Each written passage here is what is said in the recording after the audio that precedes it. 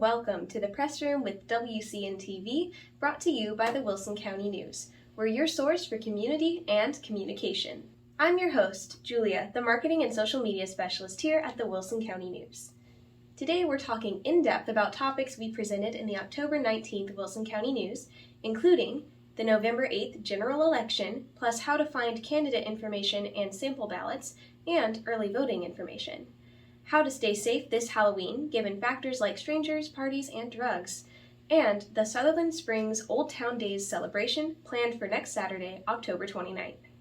You can subscribe to print, digital, or both editions of the Wilson County News at wilsoncountynews.com/subscribe so you never miss an edition of your local newspaper.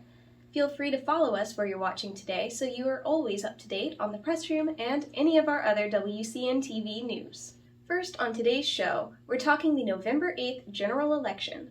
On October 14th, we released information about sample ballots, early voting, and polling day locations for the upcoming general election on our website at wilsoncountynews.com. In this week's Wilson County News, we shared the list of national, state, and Wilson County candidates running for election, plus propositions that will be decided through voting in the November 8th election. Let's talk when, where, and how to vote, plus where to find information on this election's candidates. Early voting for the November 8th general election will be available October 24th through November 4th at the following locations and times. The Wilson County Election Office in Floresville will be open for early voting Monday through Wednesday, October 24th through 26th from 8 a.m. to 5 p.m. Thursday, October 27th from 8 a.m. to 8 p.m. Friday and Saturday, October 28th and 29th from 8 a.m. to 5 p.m., and Monday through Friday, October 31st to November 4th from 8 a.m. to 5 p.m. The Lavernia Church of Christ, serving as a branch location, will be open for early voting Thursday, October 27th from 8 a.m. to 8 p.m., and Friday and Saturday, October 28th and 29th from 8 a.m. to 5 p.m. The last day to submit a mail-in ballot application for the general election is Friday, October 28th. Applications must be turned in to the Wilson County Elections Office in Floresville via in-person delivery, regular mail, common or contract carrier, fax, or email. For fax and email requirements, call the Wilson County Elections Office.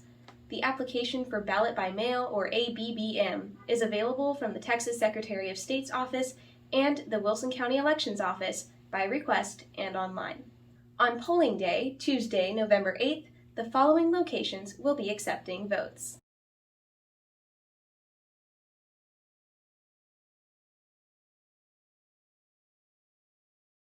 Let's talk candidates. Who's running for what, and where can you find more information about these candidates? You can find a complete list of candidates and the positions they are running for in the October 19th Wilson County News on page 10A, also available online at wilsoncountynews.com. The chart will also be included in the October 26th and November 2nd editions of the Wilson County News. Coming to you in the October 26th Wilson County News is our Candidates Forum.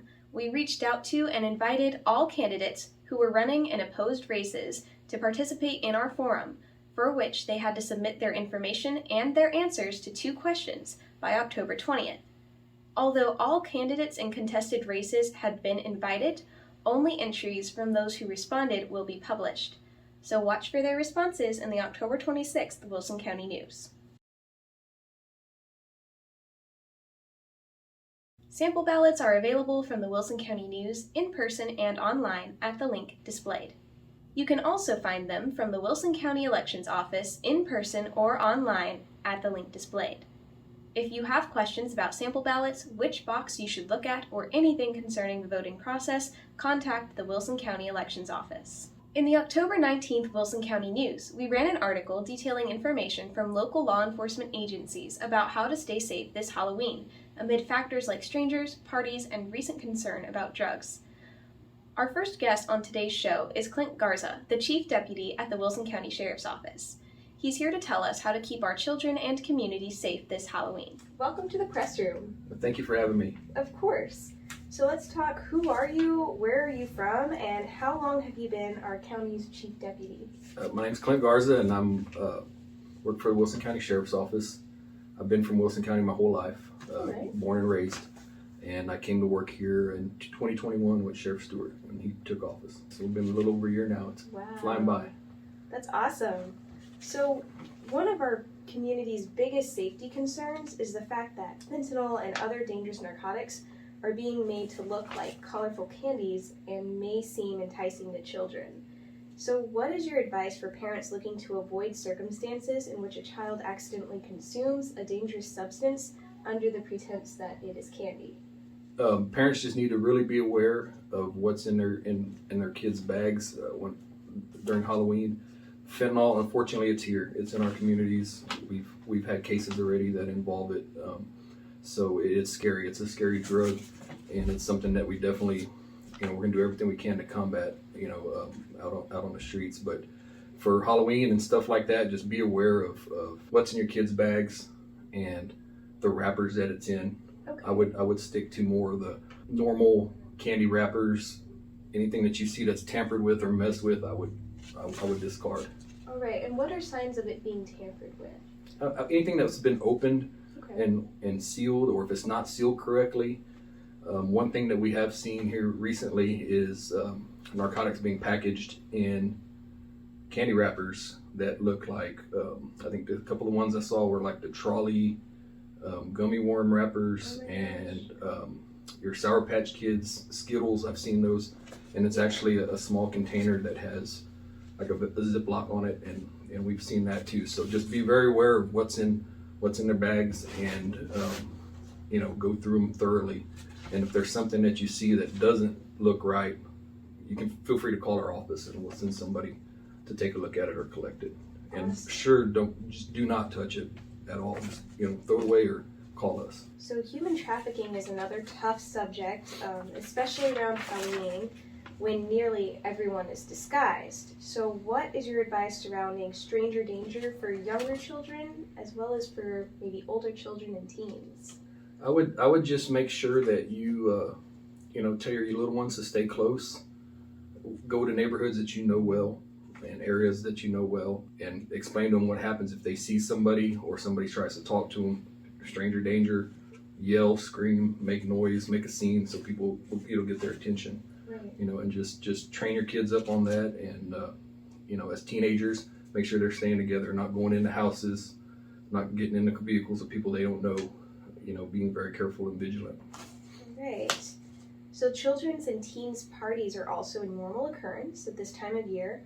How can folks ensure that their children stay safe at any parties they plan to attend this year, with or without parents present? With parents, typically you're going to go places that you're familiar with. If you take your little ones to parties, if it's teenagers and they're going out by themselves and out on their own, just know where they are. If they got their phone, get an app. There's Life 360 is a great one to put on that you can have on their app, so you know where they're at all times, and you can track them. Should adults and teens be wary of attending themed parties as well? Just be cognizant. I mean, I wouldn't go to places that you're not comfortable in, or places that maybe you don't know, and just be cognizant of your surroundings and who you're with. And if it doesn't look right, or you don't like the way something is happening at the party, leave and get out of there. Right. So what's the deal with haunted houses, and should children enter them alone? Just depends. Haunted houses are for fun. A lot of people like them, and they can be a lot of fun for kids and everything. Just be aware. If it's somebody's in their backyard that they put up, you might want to run through it before you send your kids through it, Right. and see what it is. And if there's not professional actors or anything like that in there, but if it's if it's a commercial one, then you're probably going to be pretty safe. I would just watch your little ones and not send them in by themselves, because then if you don't know how scary it is or how bad it is, Yeah. But just stuff like that, just common sense, and who's putting it on and where it is. All right. So many of our neighborhoods in our rural communities don't have sidewalks. Do you recommend any measures that folks should take while trick-or-treating this year to remain safe while on or near roads? Just teach your kids and explain to your group before you go out, or your own children, to be aware that there's not going to be street lights in a lot of our subdivisions, especially Right. the farther out in the county you go. and to stay out of the roadway, not to dart in between cars. It's tough when you're driving in a dark neighborhood and you have your headlights on. It's just as tough for the motorists to see, especially if you have the bright headlights that they make now. The light wash is what I call it. That's my non-scientific term, but you only see what's in front of you, and you can't see as clearly on the sides because the lights are so bright, especially if a vehicle's coming towards you. So just if you're traveling through the neighborhoods during Halloween, you're coming home late from work, slow it down a little bit, take a little more time, know that there's kids, be aware, and at the same time teach your kids to, hey, explain to them we don't run between cars, stay together, hold hands, and make sure, as an adult, you're there with them. All right. So, was there anything else that you want to share?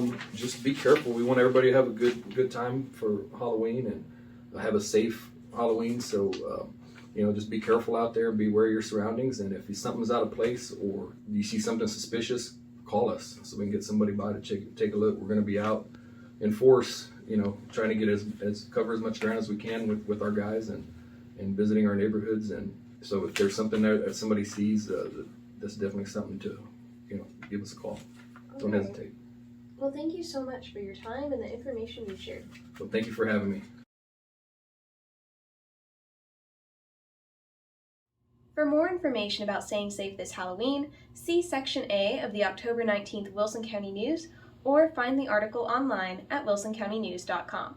The article is also linked in this video's description. In the October 19th edition of the Wilson County News, we shared information about a variety of fall fun going on in the Wilson County area. One such event is the Sutherland Springs Old Town Days celebration.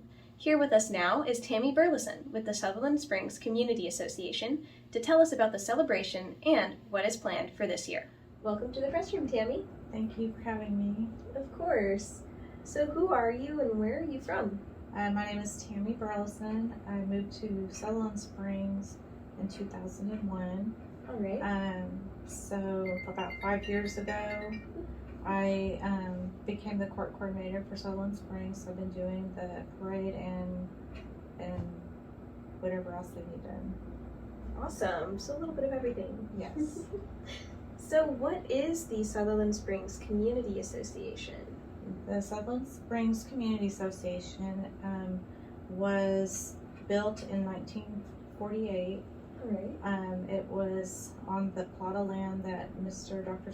John Sutherland designated as the community park. Cool. So the Sutherland Springs building is there for the community, for our meetings, anything that the community needs from bereavement to whatever, it's available. We also rent it out. It also was part of getting the Sutherland Springs Volunteer Fire Department started. Wow. And the Sutherland Springs Historical Museum. Okay, so it's kind of it's like the heart of your community. Yes. Yeah. So what do y'all do as an association? So as an association, like I said, we have our monthly meetings. Okay. But we do the Old Town Days. That's our fundraiser, our money making, because we are a 401c nonprofit organization. Our goal is to do whatever is needed in the community for the people that live there. Whatever anybody needs, just let us know. Yeah. So what is the Old Town Days celebration? That is just a small festival with a parade, and then we have our coronation, of course, on our court. Okay. Does it have a history? Yes. So in 1988, Dr. Harry Walker was encouraged by ACOG, which is the Alamo Area Council of Governments, to come up with a day that a small festival could happen in our area. So through his research and everything, he came up with the last Saturday of October as the best date for the Old Town Days here in Sutherland Springs. So. All right. And so why do you host it every year? What's the goal? The goal is to bring in money to take care of the monthly expenses for the community building, which in turn helps the community. We have it available for rent. Like I said, we let people use the building for bereavement. If anybody needs anything, that building's there for the people of the community. So. Right. And That's then, what we do it for. does the Court of the Old Town Days celebration receive scholarships? Yes. Awesome. So the scholarship goes up depending on it. It went from like $250. Now we're doing $500 because we do the Old Town Days, but we also do fundraising for the court by itself. Okay. So our goal is to be able to give something to every participant that's on the court. That we haven't got there yet. Yeah, that's awesome. So where and when will this celebration be held this year? So on October 23rd, we start off the celebration with our coronation for the Royal Court. Okay. This year it's going to be at the Sutherland Springs Community Building at 5. Immediately afterwards, we have our dinner and all that.